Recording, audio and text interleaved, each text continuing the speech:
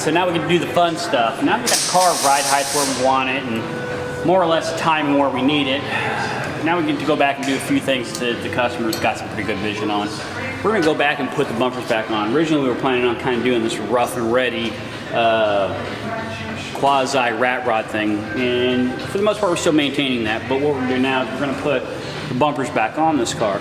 The other thing we're going to do is we're going to incorporate some really cool fog lights, you know, mounted on top of the bumper system, kind of like what's done on my Super. But one of the real favorite things we're going to do is we're taking these old American G headlights out and we're putting in something different that's period correct. I got news for you. Corellas are cool, but Marshalls are better. We found some new old stock Marshall Ampli-Lux. Now, these headlights are so much better all the way around. They really are. They have a nice cut beam to them. They really have a nice look to them. There you go. And they're flat surfaced. It kind of just works really well with these cars. I have them on my Super, I have them on my GTs. The only thing is, when you go to try to buy these, you're going to have to buy them off of eBay or something like that. You're going to be competing with Porsche guy and Ferrari guy. So these things tend to command big bucks. If you're lucky enough every now and again somebody puts this up there and they're not really sure what they're worth, so they'll put a buy it now price on there that's really reasonable. These are new old stock. You got to be prepared to spend at least $600 to get a set of these. Every now and again they show up for something far cheap, but that's rare. These are new old stock. These are gorgeous. These are way better than what was in this car. And I got to tell you once again, just to really kind of crank on you, they're better than Corella. We're going to put them on.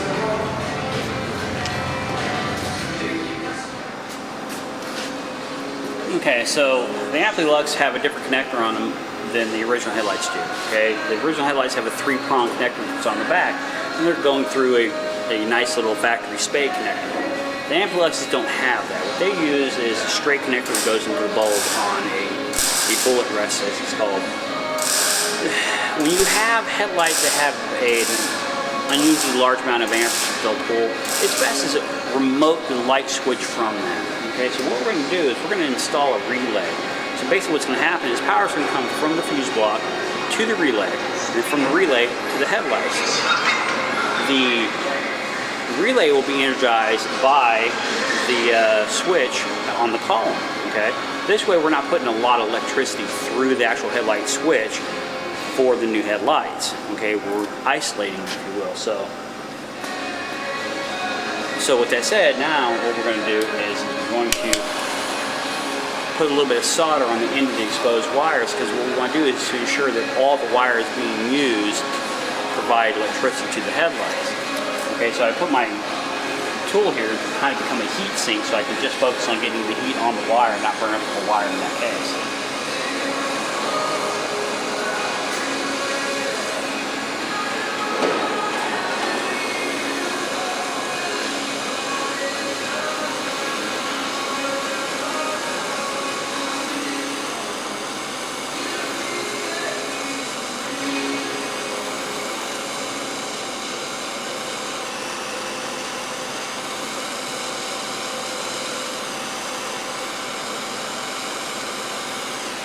There you go.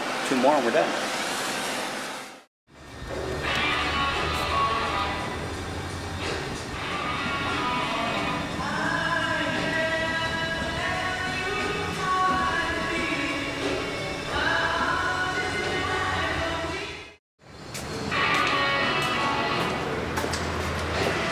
It's after hours. Okay, so this is my Super project, okay?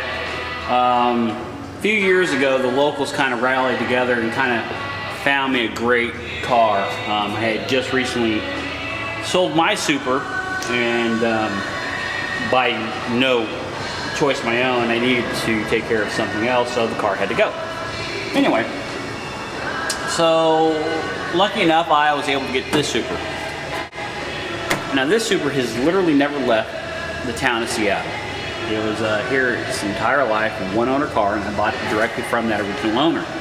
The car has 40,000 original miles, and this is where things kind of become a little difficult for me sometimes, because I really want to do this thing up. I really want to make it a monster. I really want to do big motor and crazy stuff to it, but at the same time, I can't.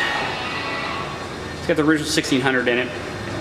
I put lowered springs and shocks on it and upgraded sway bar, and I'm slowly going through some of the rubber components that are a bit past it, and I've also put a set of Outlaw brakes on it. I really like the Outlaw brakes. They're relatively inexpensive. They work phenomenal.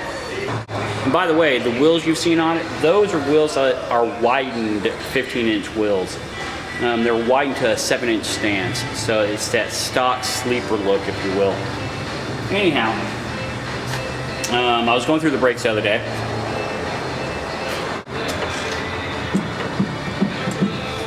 Did you hear that? That's the lower ball joint. Both sides have that problem. The lower ball joints on this car are past it. They are absolutely past it. Also, the upper adjustment rod mounts right up here near your radiator. On this side is pulled out of its socket. So we ordered up from our suppliers, we ordered up the fronts on each side and new lower ball joints. This can be incredibly dangerous, and this is why. When there's that much travel in the ball on the socket of that, what happens is as you're going down the road, you potentially pull that socket right out of there, and this lower A-arm can literally just pop right out. I've seen it done.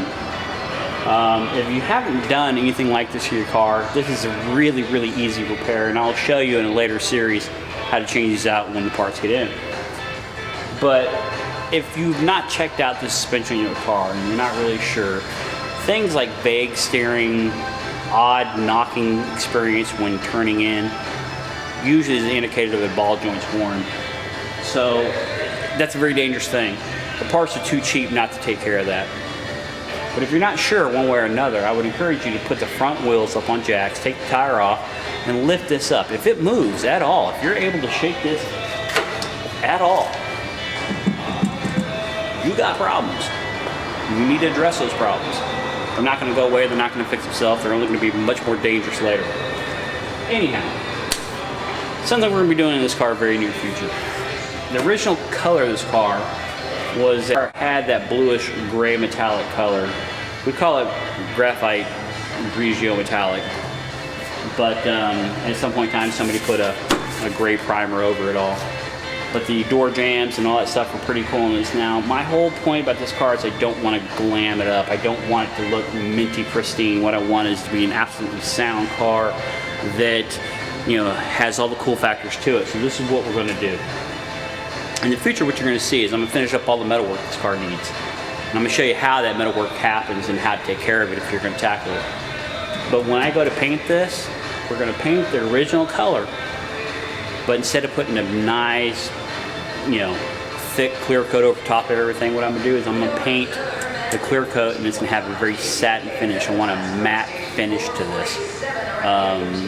Kind of that pristine found in barn look. I mean, I can always go back and change that later, but for now I really have this vision that I'm going to make this look like the straightest, coolest, mintiest, unmolested car to a degree.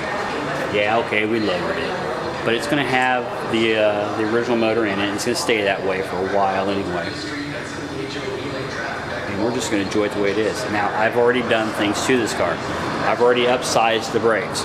I've already put lowered suspension on it. I've already put a limited slip rear end on it. I milled the rear rotors for that clearance for the 7-inch wide wheels that we've talked about before. But effectively what I'm going to do with this car is I'm going to make it look like a barn find, mint albeit, but barn find car. I'm kind of looking forward to it. It's something you don't see. It's something that it's very rare in the Alpha world. But I'm looking forward to it. And by the way, kind of capitalizing on the whole Marshall conversation, my car, Marshalls. I have Marshall inner lights I'll be putting on it shortly. And I will be taking these Corellos off, and I'll be putting Marshall bumper lights. Other than that, that's where we're at on this. I'm looking forward to it. Alright, so we're using this thing called a Colortune. It's a pretty impressive little tool. I started playing with it a little bit and then I thought, what an interesting video this may make. I wish I could tell you that I had the cleverness of thinking about this tool myself, but that's not the case. In one of our videos, one of our channel watchers suggested that we look into getting one. Now obviously I still need my engine analyst system for general things, setting timing and all those kind of tools, and be able to inspect and test wiring, and so it still has good value to me. But as far as getting combustion down and making it really work for me on this motor, one of the clever little tools out there is something called a Colortune. Now the Colortune basically is a sight glass with an ignition probe on it, so as it's burning the gases, if it's burning a pure blue, then you're running right where you should be. If it's running a little orange, you're a little rich. If it's a little white, you're a little lean. It's really an intuitive little tool. Basically, when you understand the premise of how combustion works, you need to have 14.7 parts of air to 1 part of fuel. Anything above that or below that will indicate whether a car is running lean or if it's running rich. Now, I just pulled the number 2 plug. It's already dialed in number 1. It was already fairly close. I just pulled the number 2 plug. Number 2 plug is sooty. Okay, so that's telling me that if we're running a little rich on that. So theoretically, I should see a real interesting color on the Colortune, and I'll show you what it looks like in a minute. Whereas number 1 plug was a little white, which was to indicate that we were running a little lean. Okay, so this is a really cool tool. I'm really digging it. You'll see it in a minute. It's fun. It makes tuning your car a whole lot easier than what we've been doing. I'll still probably put a combustion analyzer in the exhaust when it's all said and done to make sure that I'm still running somewhere favorably into the rich environment. But for now, just using this as it's supposed to be, it's pretty cool. I'll show you what it's all about.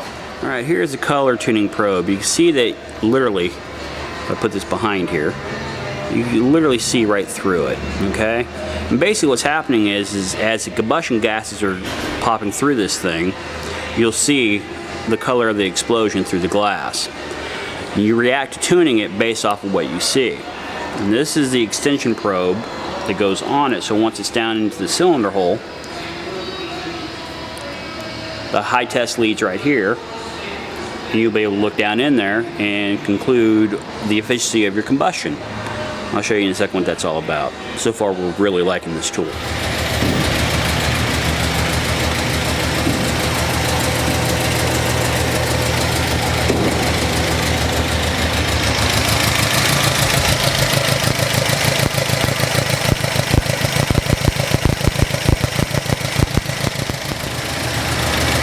Now, all things considered, that combustion right now isn't that bad off. But by able to fine-tuning the idle adjustment screw, I can really be able to clean that up and make it nice intense blue. I do realize what you see is basically influenced on your monitor's ability to pick up color. But this is more of a mixture of a blue and a little bit of orange. Okay, we took it off in fairly rich conditions and made it a little leaner, but it really brought in the number 2 cylinder. Pretty clean. The motor is calming down quite a bit already. I still have to do 3 and 4, but you kind of get the process. And you can test things at full throttle as well. So once I've got my idle content, and I know that I'm right where I want to be on there, then I'm going to start going through the higher end of the motor response. Right now I need to make the motor stable at low end RPMs before I can worry about the top end stuff. Alright, so we really got this thing dialed in quite nicely. I still need to do some top end work, but it's not a tuning issue as it is that I probably have jets that are not really ideal right now for the car.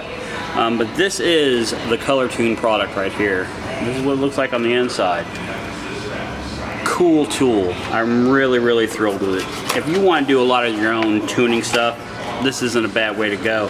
And with that said, Mr. Kayak 1199, be sure to forward us your mailing address and your shirt size, because your cool idea is something that I'm really digging. So what we're going to do is we're going to send you a shop shirt in appreciation for your great idea.